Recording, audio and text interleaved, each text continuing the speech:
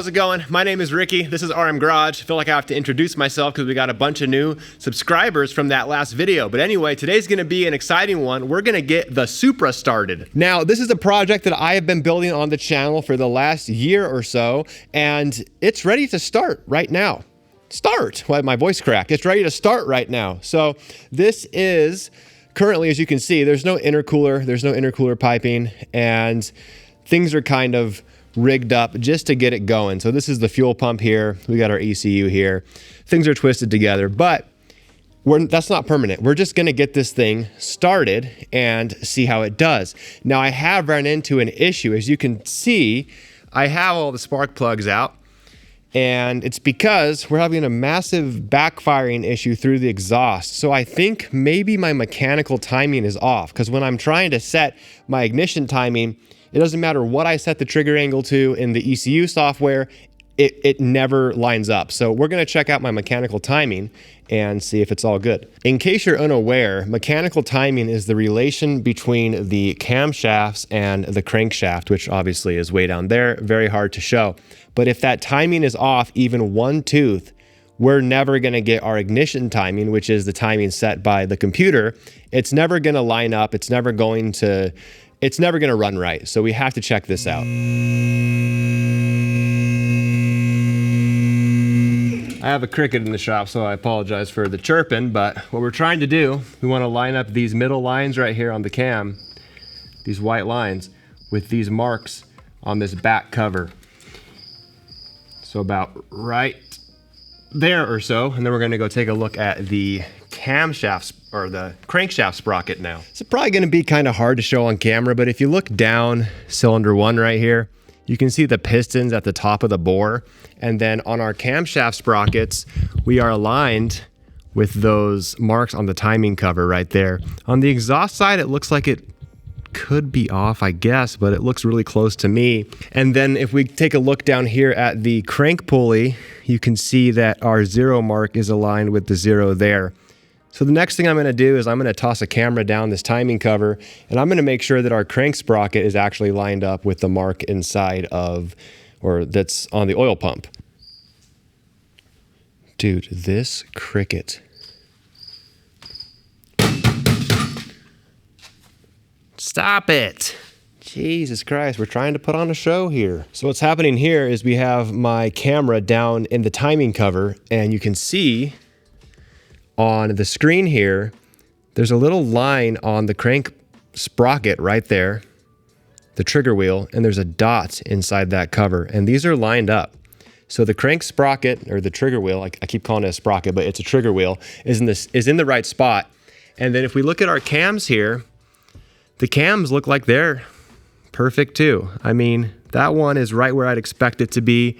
The intake cam, I mean, maybe half a tooth off, but how are we supposed to adjust it half a tooth? So I don't know. It seems to me like the mechanical timing is spot on. I was kind of hoping that it was going to be obviously off or something, because honestly, that's probably easier to fix than this ignition timing issue. So I don't know. I might take it apart, but it does look fine. Well, I hate to admit this, but I think I figured out what went wrong when I was setting the timing for this within the ECU Masters software. I had set it, I didn't realize that the pulley has marks when it's on the compression stroke and the exhaust stroke. So I set it 180 out on the exhaust stroke. So that's why we were having all those issues. And I do think that the timing is good. The mechanical timing, I mean. So you can see here, it looks like things might be, you know, half a tooth off. See that tooth there and that tooth there and our marks in between it.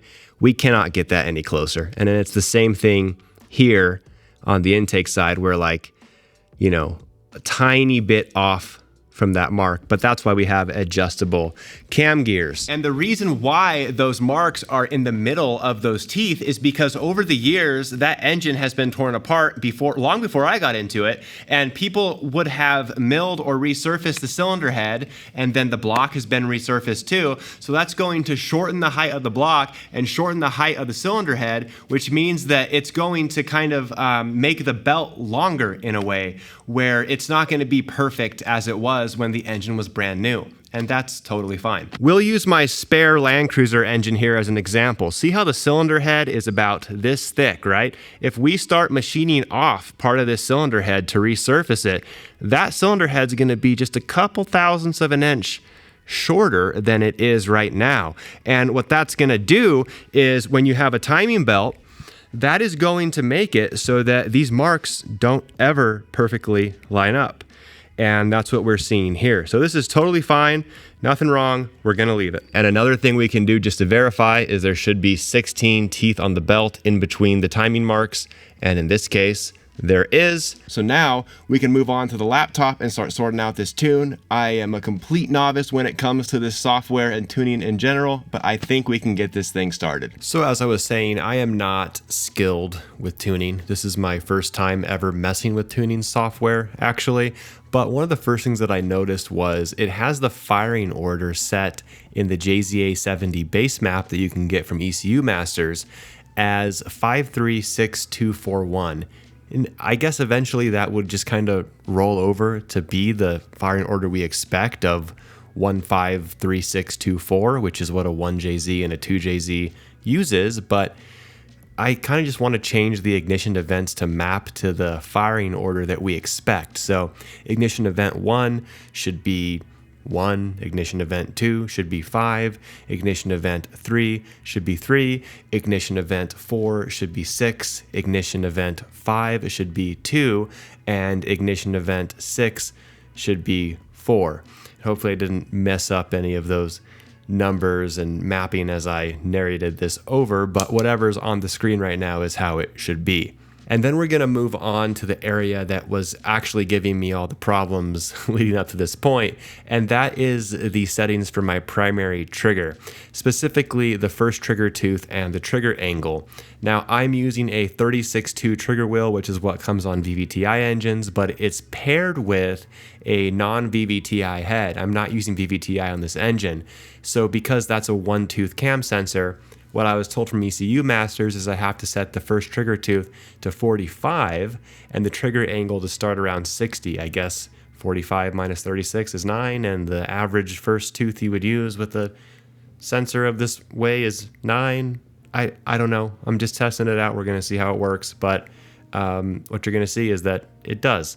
Next, we have to set up the injectors. So I'm running 1300cc top feed injectors on this engine, and the company I'm using is called Alpha Injection. They have their own fuel calibration maps or whatever for their injectors, just making sure everything matches. And then the last thing we have to do is set up my oil pressure sensor, because obviously I want to be sure that we have oil pressure when this thing starts.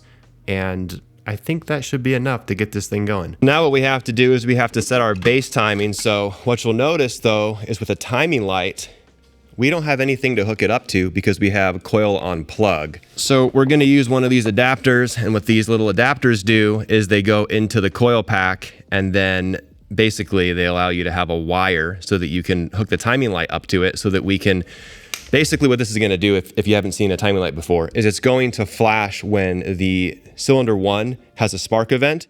It'll flash on our timing pulley way down there, and we'll be able to set the base timing. So basically what that means is that we have the ECU, it's locked the timing to 10 degrees behind top dead center. And what we're going to do is we're going to set the trigger angle and the trigger tooth to make sure that matches down there at the pulley. And that'll make sure that all of our firing events are happening when they're supposed to happen, and they don't backfire like this. Jesus Christ.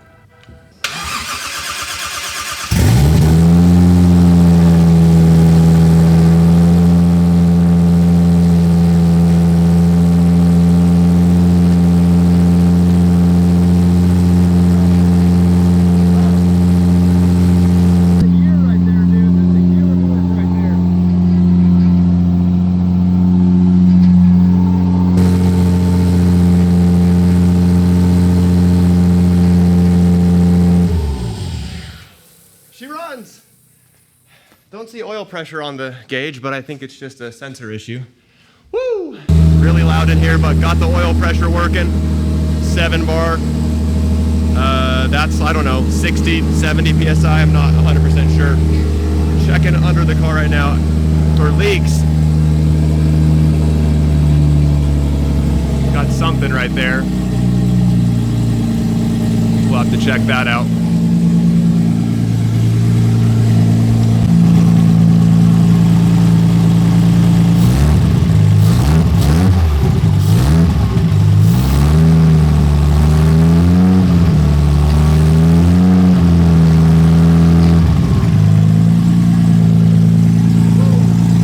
All right, I don't know if you guys could hear me or if I was yelling in that last clip. I have my ear protection in just in case that thing was gonna backfire on me again. Really hurts the ears.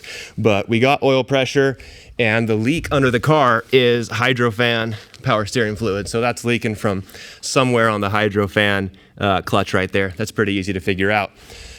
Whew, man, I can't believe this thing runs. It is about time. So I'm shaking. I don't know if you can see that on the camera or not, but I'm gonna go ahead and run that a little bit longer. Then I'm gonna get my tuner to remote in so that we can get this thing set up properly. Well, my tuner wants the intercooler piping and the exhaust work to be complete before he remotes in and helps tune this car. So I guess for now, we'll go ahead and go through the gears and make sure my transmission rebuild actually works.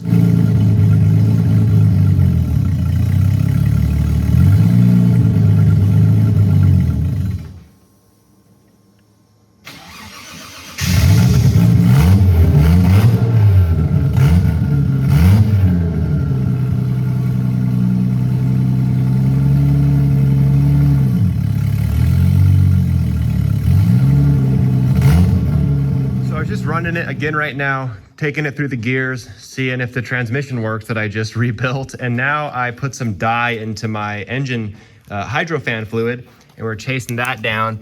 I'm not sure if you guys can see on camera or not. Yeah, it's kind of hard to show it on camera, but the dye that I put into this fluid is coming out from the flange where the, it's not a pump, but where the hub mounts onto the hydrofan right there. So if they don't have that gasket, kind of hosed here. And then this is on my phone camera, sorry guys. We are leaking from, that's like power steering fluid down there from the actual fitting to the rack as well. So, I mean, all things considered, I'd rather have power steering fluid leaks than engine oil leaks. And yeah, I mean, that's a win in my book.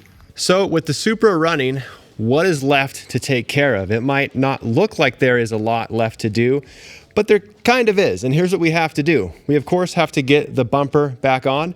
We need to get the intercooler mounted up. And once the intercooler is mounted, we're also gonna have to build intercooler charge piping.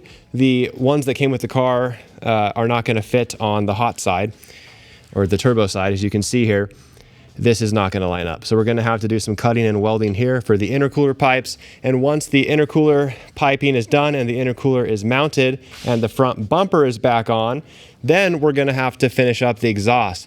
So I did build this downpipe here, but I'm still going to have to connect that downpipe to the rest of this exhaust, and that exhaust doesn't fit very well, so hopefully we can come up with a good solution for that. But the big thing is in the rear of the car. You can actually see it from here. We are missing a spare tire carrier.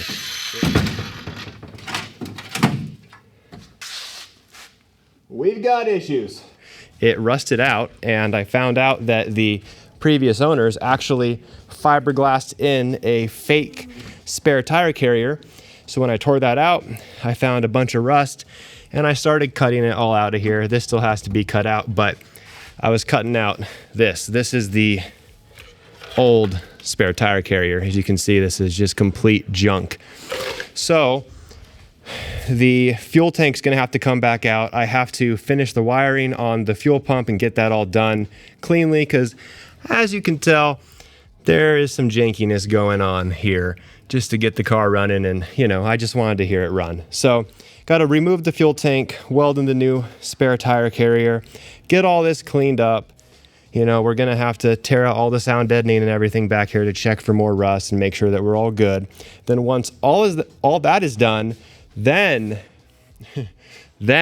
we can get this thing on the road and hopefully start getting it tuned, broken in, and seeing what this thing can do. All right, guys, well, that's gonna wrap it up for this video.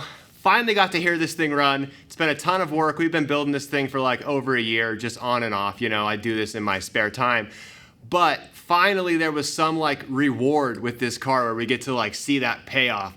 There's still a lot to do. We got a long road ahead of us, but we're gonna get there. We're gonna get there. See ya.